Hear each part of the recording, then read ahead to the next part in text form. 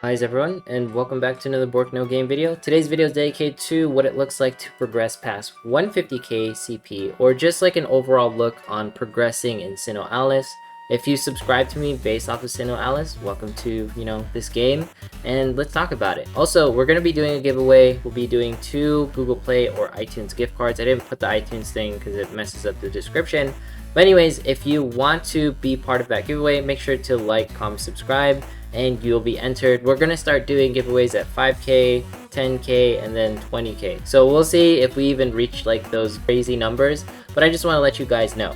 So let's jump right into gear and what's going to be the differences between, someone at 100k or someone at 200k. By the way, if you have 200k like points, feel free to contact me. I'm kind of looking for someone to interview to actually see what a 200k CP grid fully looks like: weapon, armor, nightmare, and all. So for example, this cane sword right here is 17 cost and it has 1 limit break, and it's 5,113.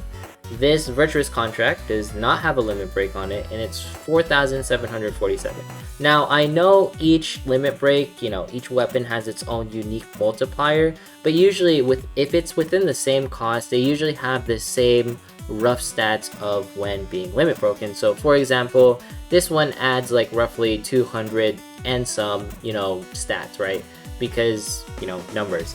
Alright, so if we do that, 5,113 and then minus 4,747, it's going to equate to 366. So let's times, not 366, let's do 200 times 20, like as a base example, right? So let's say you had a, pretty much 17 cost weapon across your grid, right? That's because that's what I'm comparing it to. And everything was around like 4,000, like 700, 4,500 range, right? So just based off of 1 limit break on each weapon on your entire grid, if everything was the same, right, you would get 4,000 points. And the reason why that's so important is because limit breaks are going to be the deciding factor on what makes someone much stronger than someone else in the later game, right? So for example, if I go to my guildies, some of them are hitting, 190. And the reason why they're hitting 190 is purely because not that they only have like really insane gear, but they have limit breaks on their weapons. That's going to be the largest factor, alright? So for example, let's look at another thing. Armor, this doesn't really determine much, but the thing is just at least have it at SR. I highly recommend wearing the Invader set, and the reason why, if you don't have the Invader set, you can wear any other set that goes up to SR.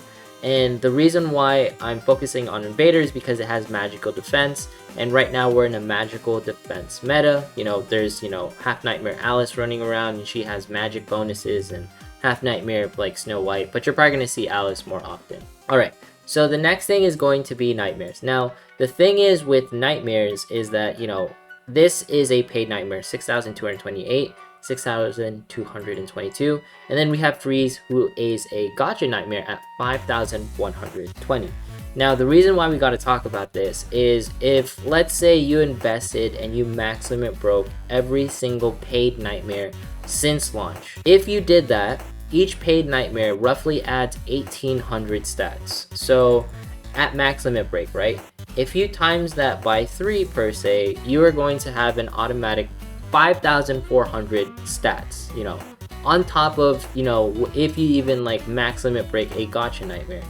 Just note that paid Nightmares, something like Library, will always have more stats. And it's easier technically to max limit break a paid Nightmare because it's guaranteed, you paid for it, blah blah blah, all that stuff. Pay to win, I'm pretty sure you've already like caught the gist. If you're competing in high-end Colo, you're probably investing more money into this game.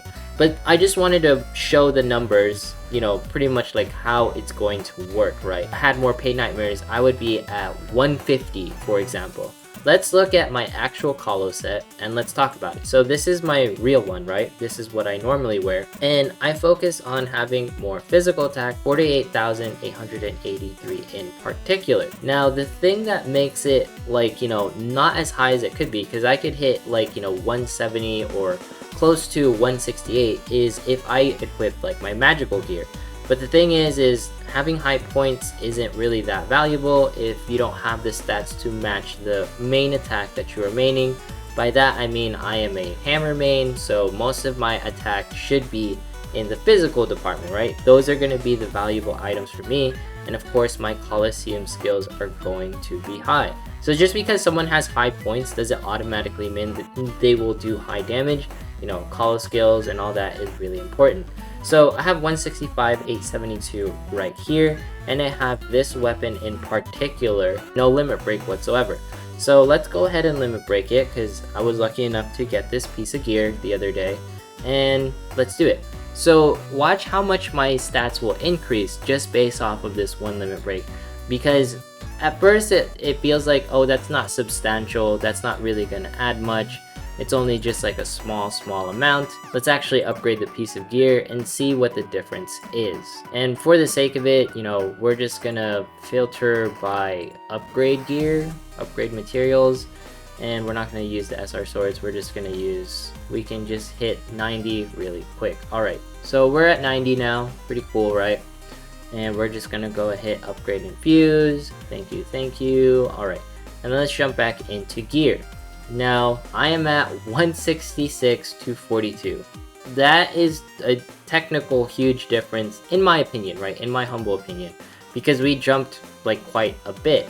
And let's look at the difference that we jumped by.